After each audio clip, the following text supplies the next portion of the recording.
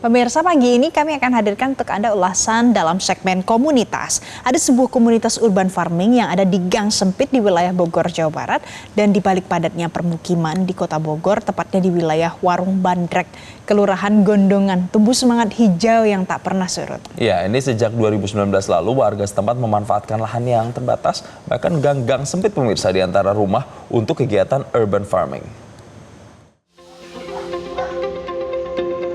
Deretan pot dan rak sederhana berisi tanaman pakcoy, sawi hijau, kangkung, bayam dan samhong kini menghiasi lorong-lorong yang dahulunya hanya menjadi jalur lalu lalang warga. Tak sekedar mempercantik lingkungan, tanaman-tanaman itu menjadi sumber pangan sekaligus simbol kemandirian warga dalam menjaga ketahanan pangan keluarga. Urban farming di Warung Bandrek Bandongan Kota Bogor ini bukan hanya soal menanam dan memanen. Kegiatan ini menjadi ajang silaturahmi warga, tempat saling bertukar cerita, berbagi bibit, hingga gotong royong merawat tanaman. Dari pagi hingga sore, gang-gang sempit itu berubah menjadi ruang sosial yang hidup dan penuh kebersamaan. Hasil dari beberapa kali panen pakcoy, sawi hijau, dan bayam yang diperoleh tidak semata-mata untuk konsumsi pribadi. Sebagian hasilnya dijual secara swadaya, lalu uangnya digunakan kembali untuk membeli bibit dan juga pupuk. Pola ini membuat kegiatan urban farming terus berputar dan berkelanjutan tanpa bergantung sepenuhnya pada bantuan luar. Ya, kesulitannya kita nggak langsung besar seperti ini, hanya beberapa petak saja. Awalnya dirusak anak-anak, ya, kemudian ada yang menyampaikan ini menghalangi jalan dan sebagainya. Tetapi dari hasil panen itulah membuktikan bahwa ini bisa bermanfaat. 100 kali panen udah ada ya. Hasilnya kemana tuh? Hasilnya kita sebagian kalau panen banyak kita jual sebagian untuk beli pupuk, untuk beli bibit kembali, sebagian kita bagikan ke warga. Upaya warga ini pun mendapat dukungan dari pemerintah Kota Bogor. Melalui pihak kelurahan, pemerintah terus mendorong dan memfasilitasi kegiatan urban farming sebagai bagian dari program ketahanan pangan dan pelestarian lingkungan perkotaan. Adanya urban farming sekaligus untuk pemanfaatan lahan, ya, lahan hijau yang tidak mengganggu tanamannya, memang asri. Jadi asri mendukung sekali lingkungan di mana tumbuh-tumbuhan ini memang harus kita jaga juga, kita lestarikan, dan salah satunya di urban farming ini tanamannya memang bermanfaat untuk dikonsumsi oleh warga sekitar. Bagi warga Warung Bandrek, gang sempit kini bukan lagi sekedar ruang sisa. Ia telah menjelma menjadi kebun harapan, tempat tumbuhnya sayuran, kebersamaan, dan kepedulian terhadap lingkungan di tengah hiruk-pikuk kota. Dari Bogor, Jawa Barat, Yudi Irawan, Metro TV. Jadi pemirsa, pertanian urban farming ini menjadi pilihan masyarakat perkotaan di lahan yang ada, lahan yang terbatas, tapi bisa ini jadi solusi gitu. Salah satunya ada di Kampung Berseri Astra, Warung Bandrek Bondongan, RT 05 RW 05. Lokasi tepatnya di Kelurahan Bondongan, Kecamatan Bogor Selatan, pemirsa, Kota Bogor, Jawa Barat. Ketuanya adalah Yeskil yang berhasil menggagas pertanian urban yang menyulap gang sempit jadi kebun sayur yang produktif.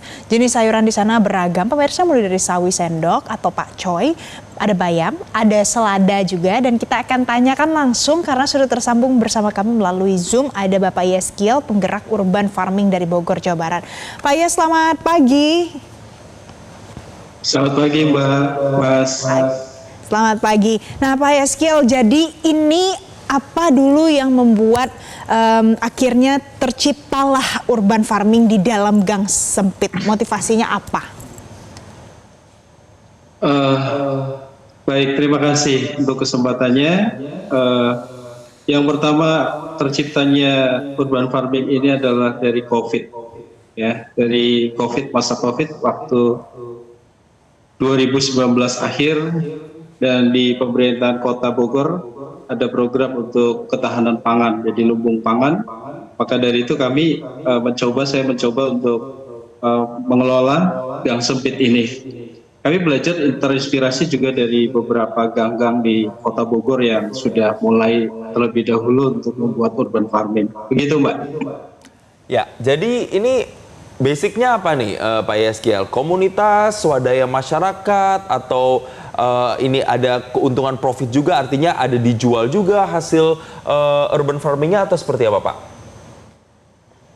Ya, ini terciptanya oleh komunitas masyarakat ya, dengan warga. Jadi ini tidak basic komunitasnya ya, untuk menciptakan komunitas sosial ya, di warga, sehingga menghasilkan yang pertama untuk kami fokusnya untuk warga, kita bagikan ke warga pada saat itu dan sampai hari ini juga.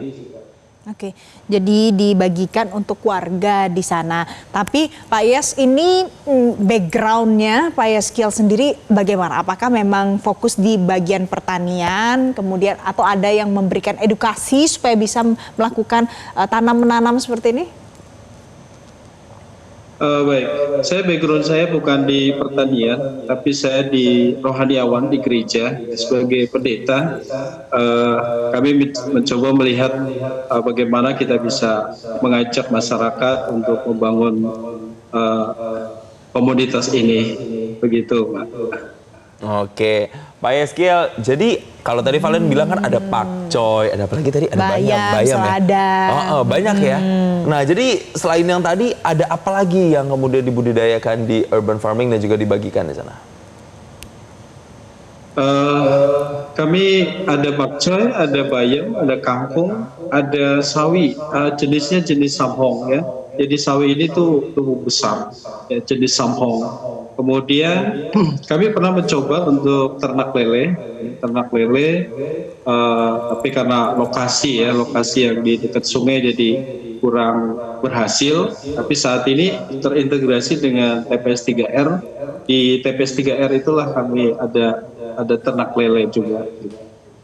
Jadi banyak ya, ada banyak jenis sayuran yang ditanam di sana, bahkan juga ada tahapan untuk mau ekspansi jadi lele. Tapi Pak Yes, sejauh ini dari 2020 sampai 2026, bagaimana sih respon masyarakat di sana pada saat Bapak membuka urban farming yang kemudian juga punya manfaat untuk masyarakat? Ya, responnya sangat baik ya, mereka sangat menerima sekali, walaupun di awal itu mungkin ada sedikit penolakan, ada tadi yang seperti di tayangan itu ada namanya anak-anak ya, di awal iseng-iseng begitu, itu kendalanya. Tapi saat ini sangat bermanfaat, mereka responnya sangat baik sekali dan ikut terlibat di dalamnya.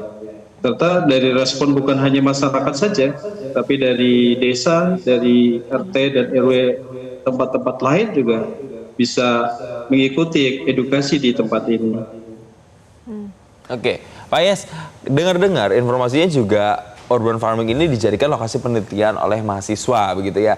Ini mahasiswa-mahasiswa dari universitas mana dan apa sih sebenarnya mereka teliti dari urban farming ini, komunitasnya atau tanamannya atau bagaimana? Ya, ada beberapa universitas. Yang pertama Universitas Pakuan Bogor, ya, mereka dalam penelitian untuk tanaman dan juga komunitas.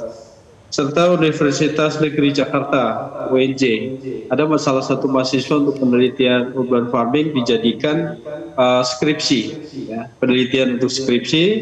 Kemudian Universitas Multimedia Nusantara (UMN), ya, mereka juga meneliti tentang tanaman urban farming ini, bagaimana menciptakannya, dan juga ada kunjungan dari universitas lain, salah satunya Universitas Indonesia, tentang urban farming dan juga terintegrasi dengan TPS 3R. Itu mahasiswa-mahasiswa dari, kalau nggak salah dari kebanyakan dari Kanada gitu ya. Di mereka ada penelitian gitu. Oke. Ini kan sekarang berarti sudah dikenal oleh banyak lagi pihak-pihak eksternal, sudah ada yang membuat penelitian, dan tadi dari informasi sebelumnya kami dapatkan kalau ini kan juga dijual. Nah, supaya nanti bisa beli bibit lagi, beli tanah lagi supaya bisa ditanam ya Pak Yes, terus menerus. Nah, itu bagaimana Pak ke depannya, plannya untuk kegiatan ekonomi ini supaya mungkin bisa mudah-mudahan jadi lebih besar lagi? Ya. Betul, kami ada kedepannya kepengen lebih memperluas lagi lokasi ini ya, karena pernah kami diminta untuk satu hari itu 400 ikat ya, kalau kami di sini 400 ikat, saya belum menyanggupi karena hasilnya belum mencapai segitu ya. Jadi harapan ke depan kami kepengen ekspansi lebih luas ya, untuk memperluas lahan, kemudian ada ekspansi lain seperti ternak lele, ikan, kemudian ada maggot dan sebagainya gitu, Pak. Baik, ini kita doakan semoga menjadi berkat ya untuk warga yang ada di sana. Kemudian ini juga bisa mengedukasi masyarakat juga untuk kemudian bisa memberdayakan lagi lahan-lahan sempit menjadi lahan produktif begitu ya, seperti yang dilakukan komunitas urban farming di sana.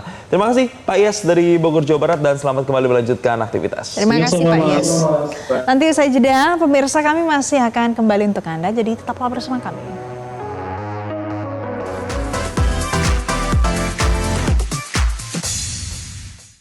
Jelajahi cara baru mendapatkan informasi. Download Metro TV Extend sekarang.